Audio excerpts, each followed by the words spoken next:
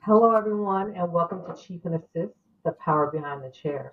I'm Genise Dawson, and I couldn't be more excited to continue this journey with my brilliant co-host and partner in crime, Anne-Marie Otanez. Anne-Marie, say hello. Thank you, Genise. Hey, everybody. Like she said, it's Anne-Marie Otanez, and we have been having some amazing conversations about the roles of the chief of staff, the role of the executive assistant, and why they are so important in helping leaders just be successful in running their business. Genise, back to you. You're back again with our snackables. So, what is a snackable? Snackables help you discover the secrets to executive harmony with actionable steps and tips to boost productivity and build a stronger bond. But before we begin, I want to introduce myself. Once again, I am Genise Dawson. I am a business program manager and a former EA where I spent 20 plus years as an executive assistant in the C suite. While I'm no longer in the role, I love the work that I did and I still have a passion for helping people in this role. Themselves to the role and be indispensable, be, stop, pause, and be that indispensable support to your executive and a trusted partner to your chief of staff. Anne Marie? Thank you, Anne-Marie Otanez. I have been a chief of staff for almost 10 years. I've been able to work for general managers, corporate vice presidents. I started my career as a project and program manager, and this was just the natural next step for me. I love being a chief of staff so much that I actually coach people on the side. I wrote a book about being a chief of staff, and I just completed getting a program that's 15 lessons about how to be chief of staff, certified and accredited with the CPD. So that gives you a little bit of insight into me and why I love what I'm doing. And I feel really fortunate that I get to share the mic with my good friend, my brilliant friend, Genise Dawson. Great. Thanks, Anne Marie. And, let's get started and let's kind of talk about some things that I ran across this week as I was thinking about how we can help this audience become better partners. Uh, Hmm. I read this article by, I think it was Founder and Force Multiplier, and it talks about the 11 common mistakes chief of staffs make with executive assistants. Now, we're not trying to blame it all, yeah, but there are common things that chief Sure, staff mistakes that they make that sometimes can hinder the relationship with their EA. And sure. so I wanted to hit a few things, and we may not be able to get them all in this Mm. episode, but I definitely want to hit on some really important things that we touched on before, and I think will be really important for Yeah, the partnership. So one perfect. of the things we talked about was the lack of communication. And you know what is, and that's the first one, the lack of communication. So let me tell you, when I am personally working with my executive assistants in any kind of capacity, that door of communication has to be open. We are constantly, so obviously we're both at Microsoft, so we use Teams. So we're constantly on Teams, going back and forth, talking about what's going on. One of the things that I have done is sometimes I'm in those meetings with the executives where it's not an open forum.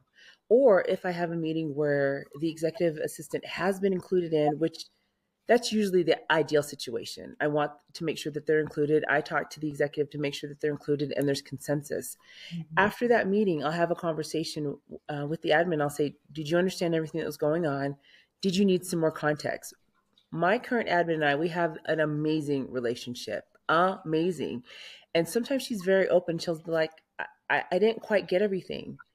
And I will break it down for her as much as possible. And it's not because she's going to go and drive any of the things that happen in that meeting, but I want her to understand the context. And I've told her, if I understand it, I want you to understand it. So let's go ahead and workshop this to make sure that you get it.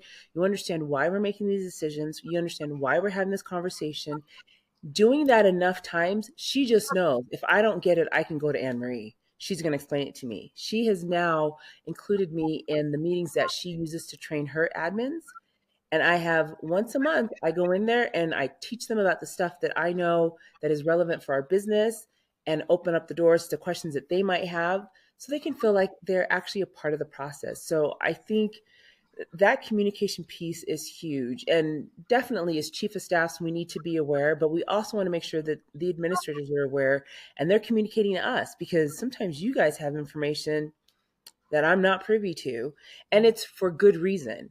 And so as long as there's this two-way street where we're talking about the things that are relevant to the business, we make our organization strong, we make that leader strong. And again, I think we talked about the trifecta in the beginning. We make that trifecta very, very strong. Right. I mean, how many times have we been in a meeting, and you have all the leaders in the meeting, and then somebody comes out of that meeting. Your manager has given them a task or told them to go do something or said that they want to follow up with them for some reason, and all of a sudden they're at your door. And they're like, "Oh, I was talking to the boss, and he said that he wants to meet with me about this." You don't have any context. You Right. don't have any, understanding of what the priority is of this meeting. And so you have to lean on that chief of staff to come Mm-hmm. out of that meeting. A lot of times you're like, hey, this is what went on. These are Right. some important key things that we need you to focus on, because people will try to get those minutes as quickly as often as they can. And you are like, especially if you're not in the meeting, it's Mm-hmm. really hard to know what is the priority. And so that's Yeah. where chief of staff and the EA can really stay connected and clear about what it is that is expected after those big meetups with the leaders. And you're not scrambling, starting and stopping a lot, where you're Yeah. trying to find time with this person. Is like, I don't need to meet with them for another month. And you're like, oh, okay, great. That's a bunch of time wasted. And with the Right. time shifts so quickly for an executive, you don't have really the time to waste on things that Mm-mm. are not a priority. So, And I think also it helps with transparency. yeah. I've been able to manage teams. I know you've managed teams, and the teams that coalesce the best is when there's transparency, top down, bottom up. Like, you know what's going on. If you and I are working on something and I'm fully transparent with you, especially with things that are not confidential, Mhm. and let's be real, most of the time you already know the stuff that's confidential. Right. So, that's another topic. But the stuff that's not confidential, it's easier for us to get the job done if we just know what's there, what's on the table. And and I don't want to waste your time, have you go do stuff that's not relevant. I don't want to waste my time. Like, there's just not enough hours in the day, and it's easier just to be like, "Hey, this is what I heard. This is what we're supposed to do. Do you have any questions? How can I help you?" And again, vice versa. I've been able to sit in conversations with you where I didn't know some things, and you're like, "This is my go-to person," and you wrap stuff like this, and I'm like, "Hey, I'm good. I got it down." And so communication, transparency, it just makes the job a lot smoother and less headaches, because let's face it, there are headaches every single day. This does not have to be one of them. It shouldn't be one of them. Right. You have enough things to make it a difficult task. There's Mm-hmm. a difficult task for us to, work on together. This should be one of the easier ones. Yes. Yep. Yep. What is that? Low hanging fruit? Yeah, Yes. for Just exactly. just be connected, and let's just, yeah. Yeah. And again, for me, that's what's made my job easier. And it's not because the EA supports me. It's because the EA and I are partners. Partner. That's that partner word. That's so Yes. important. And this is we have come together to talk about why this bond is so important. This Mm-hmm. bond, honestly, is like no other. It's not even like with your actual leader so much as it's just a bond that you have to tackle so many things together, and Mm-hmm. being lockstep and on the same page and aligned is so critically important. And Yes.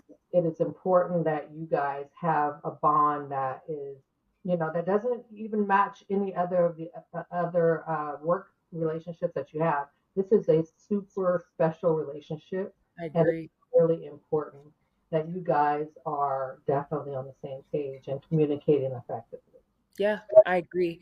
And I think one of the things that we had discussed previously is when those two roles are in lockstep and everything's going smoothly, the business is just running well.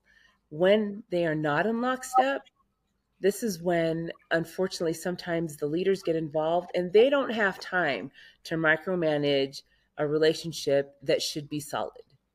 And so now we've added additional burden.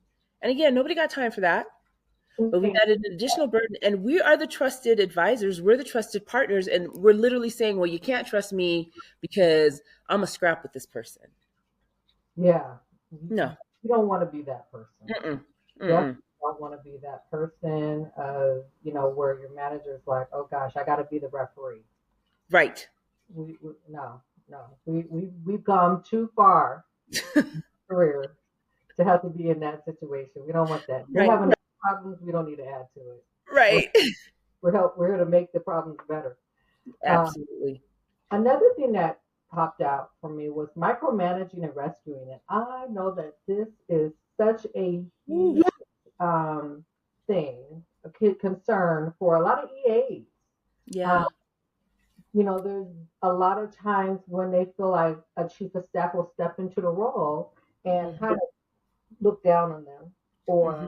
or not think that the work that they are contributing is of a lot of value other than being that Yeah. time manager, right? And there's so many other ways that EAs can contribute and make the team better than just managing a calendar. And so they talk about micromanaging Sure. and, overseeing every detail of the EA's work, like learning to stay in your lane. Yes. There's a reason why you have an EA. There's a reason why we have a chief of staff. And Mm-hmm. being clear about what those lanes entail and sticking to them is super important. And with respect to each other, but to the EA in particular, of, of, providing a reassurance that, look, I trust that you know what you're doing. I trust Mm-hmm. that you're the expert on making sure that he's Yeah. where he needs to be, he's doing what he needs to be doing, and I'm leaning on you to do that. I don't have the time or bandwidth to be in your lane trying to manage his calendar, which a lot of chief of staff sometimes struggle with. Woof. Let me tell you right now, that is not a struggle that I have. I've seen calendars. No, no, like that is an art, and no. Well, and I think the thing that's also important when there is a new relationship with the chief of staff and an EA, depending on who was there first with the executive, Right, you can't forget to establish what are the parameters, like what are the rules of engagement? right, How are you going to work together? right, I've always gone into those relationships. I'm like, tell me what you do. Tell me where do I need to lean in. This is what I'm going to do. This is where I'm going to lean in. And there might be a period of what is it? You're forming, storming before you're norming, yes, or you're storming. storming before you norm. Yes. So there's going to be a period where you're storming, and that's natural. And as long as you put that out there and say, you know what, I want to figure out the best way that we can work together. Right, What are the things that you are doing on a regular basis? These are the things that I do on a regular basis. Like set those expectations from the beginning and then allow some grace on both sides to say, oops, did I actually get into, I'm not trying to be in your lane. I didn't realize. right. Again, I'm going to refer to the EA that I work with right now. There have been times where I'm like, look, I've got to take care of this. Is this something you're familiar with? Do you have context? Half of the time, she has context that is Mm-hmm. extremely valuable for how I'm going to proceed with whatever I'm working on. The other half of the time, she'll tell me straight up, I have no idea, I don't know, and then I proceed. But because we started that cadence in the beginning where I want to understand what you're doing, I want you to understand what I'm doing, and let's just keep checking in. We're communicating, we're being transparent. When we have challenges, we're able to overcome those challenges. They're still hard. Right, It's not easy. This isn't a golden bullet. We don't walk away and we're like, "Whoo, we solved that." They are still difficult situations that we're in, but we're doing the things to cultivate the relationship like you would with any relationship, whether it be personal or professional. right. If you put in the time to understand, it's going to pay off in dividends. And it's taking that moment just to understand. Yeah, I think it's super important to, I think part of that micromanaging thing and alleviating it is setting expectations with the Hmm. EA. What you expect the output to be is like, look, I'm going to give this to you. This is the outcome that I'm looking for. This is what good looks like. And Right. I'm not going to get into how you go about doing it, but this is when Yeah. I do it, and this is how it should look. And Right. so, letting them do that. And, Emery, you'd be surprised at how many, a lot of, I'm not going to say all, but there's a good portion of chief of staff who work once also EAs or executive, Yeah. and they don't know how to take that hat off. And Um, they're mhm. still in that job. But my thing is, if you can't make that distinction, then you probably should go back to being an EA. Right. uh, Right. because there's bigger fish to fry that you should be Yes. focused on, Yeah. and as long as you are clear about what it is that you are looking to achieve and accomplish, and letting the EA know exactly what your expectations are at the end of that task, um, there's no reason for you to be even dallying in that pool. Nope. Let No. them do it because you're not building trust that way. And it's not even just a matter of the EA being able to trust I'm sorry, the chief of staff being able to trust the EA. The EA has to trust you too. Sure, sure. No, no, no, and that makes sense. And I remember I was mentoring an EA, and she had a chief of staff who micromanaged her like crazy, and she would share with me some of the experiences. And I knew this chief of staff, and so I was kind of, I'm like, let me meet with her. I'm not going to use names, but what I'm going to do is I'm going to tell her this is how I work with our EA. These are Mhm. the things that I do. And I couldn't understand why she was micromanaging because I knew this EA, and this young lady was exceptional. Exceptional. Like if I could get her to work on my teams, I would snag her. But I would talk to this chief of staff and I'd say, nope, I only check once a day on this stuff. Well, I need to make sure. Well, why do you need to make sure? Has she not delivered in the past? No, she's delivered in the past. So then why are you checking more than once? But let's talk about the mindset behind that. Do you really have time to ping somebody 3 or 4 times? I don't. Yeah, Maybe you do, but I don't. And I have to trust that they're going to do right by me because I want to do right by them. And yeah. so I was trying to influence from the side to Mhm. help alleviate some of the stress that this EA, because you're right. And this woman had never been an EA before. And so you don't have to be an EA to appreciate the work that the EAs do, but Mhm. you need to be able to understand their work is just as critical as yours. Right. And so, it was a challenge. So when you say that micromanaging is a problem, that is a problem. And as a chief of staff, as a person who's sitting on the executive suite, sitting with these leaders, again, language is important. And I tell my EA, you're my partner, you're my partner, you're my partner. And she says, I'm your partner. And I said, if I'm acting in a manner that I'm not showing you that I'm a partner, tell me. And Right. we built up enough trust that we can have those candid conversations. And uh, again, it just like there's so many stresses in the day. This should not be one of them. This Right. really should not. And I have a slight tip for EAs out there who are experiencing that. And one of the things is to literally stop. Stop what you're doing and ask your chief of staff, did something happen? Mhm. Have I, dropped the ball on something? And make them get clear about what their concern, what their issue is, so that you can know what you're trying to tackle and what you're trying Sure. to combat from a trust standpoint. Because clearly Sure. there's a lack of trust, right?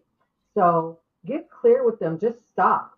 Everything Hmm. is okay. Okay, look, I noticed that you wanted me to do this, but then you're questioning every step. So is there something that's happened that maybe I should know about, that where I've let you down, or where you felt this is a trigger for you, so that I can know how to help alleviate that for you and let you know that Yeah. you handle me. I got you.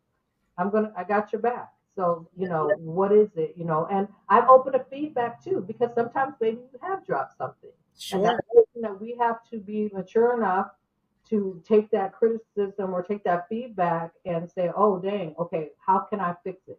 We should always be a place of learning, Yes.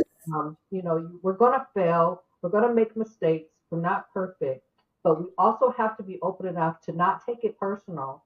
If Mm-hmm. someone's saying, hey, I really expected this from you and I got this, and that's not what Yeah. I expected. That's not what I wanted, and have those respectful conversations with one another so that you guys are both clear one Yeah. about what the expectations are and how you both can rectify it and move forward and build that trust with one another.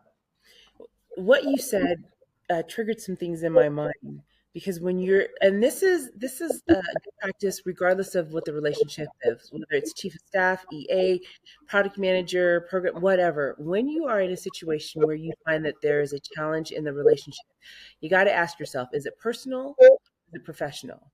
If it's a personality conflict, that's something else. It's a Mhm. professional conflict where you don't know how to work together. You have something to uh, build upon. And then you start asking yourself the questions that you said. Is it something that I did? Is it something that you did? How can we come together? And there are those instances where you just can't come together. And it's Right. a hard conversation. I've had conversations with both chief of staffs and EAs where I was like, I, you have to ask yourself, is this the place that I need to be? Just like you said, like if you move into that role, but you still are holding on to some of the stuff that you were doing before, maybe you shouldn't move into that role. Well, if you're having challenging conversations that you cannot seem to get over, get around, whatever it is, Mhm. is it healthy for you? Right. Is that the place that you need to be? Is that the place that that person needs to be? And Right.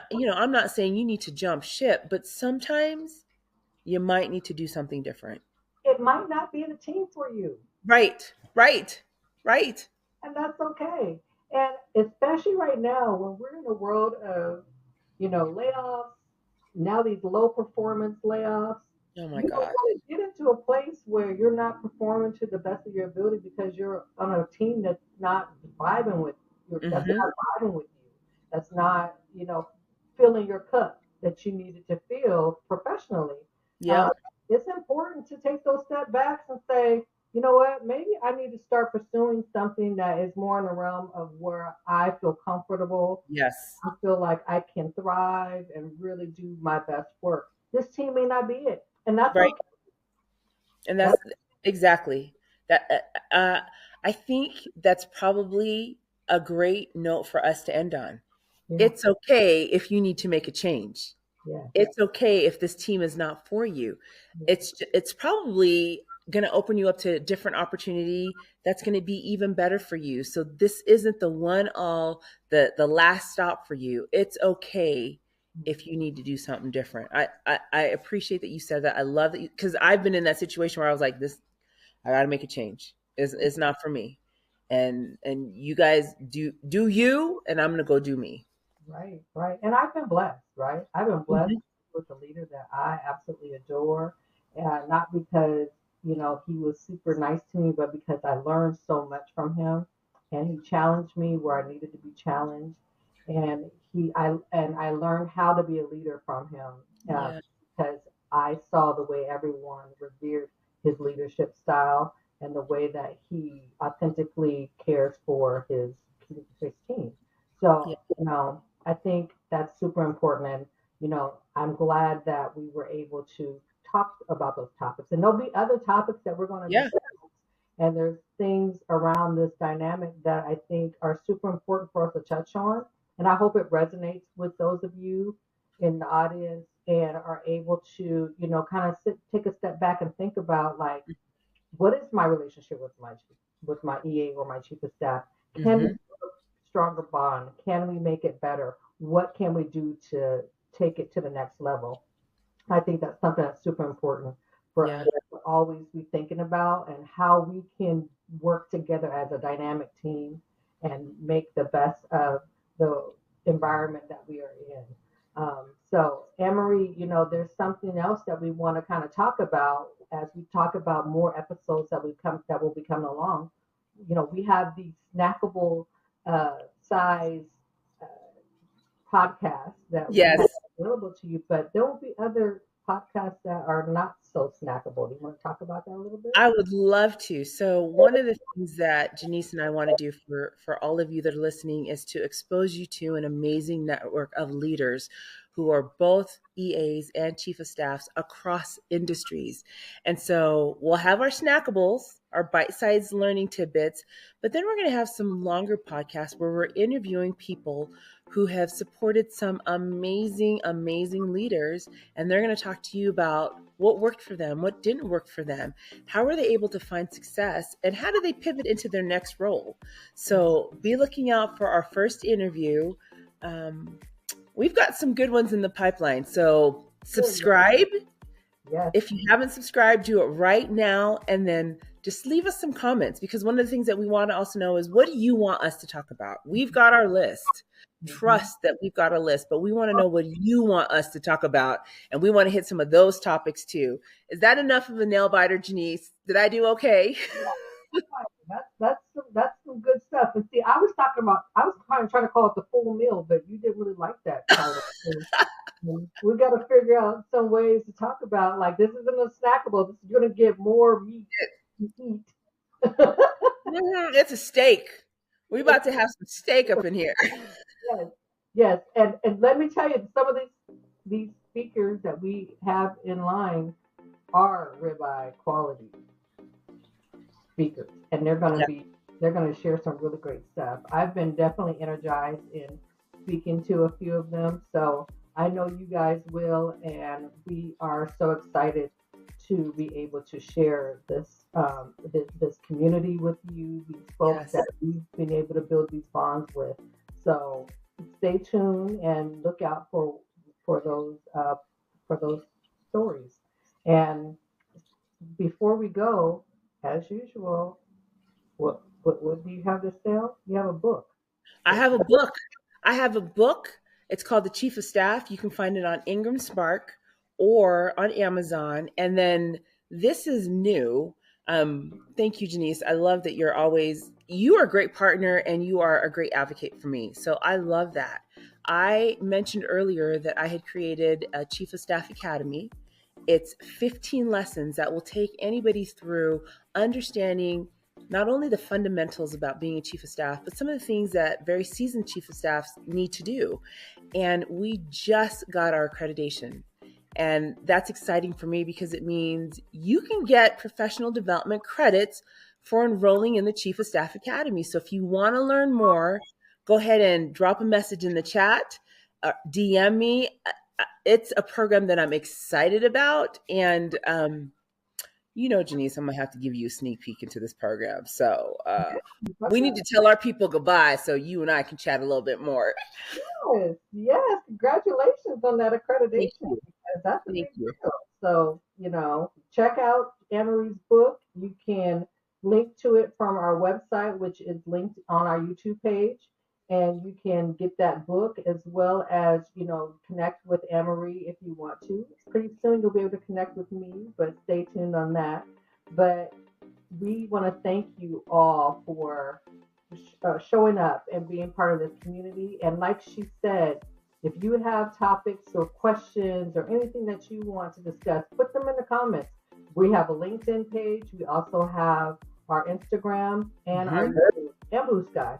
So those are all places that you can share your questions or ideas or anything that you feel that we should attack when we do these podcasts. So thank you so much for coming and watching and being part of this process with us. And we'll see you guys later. Bye, everyone.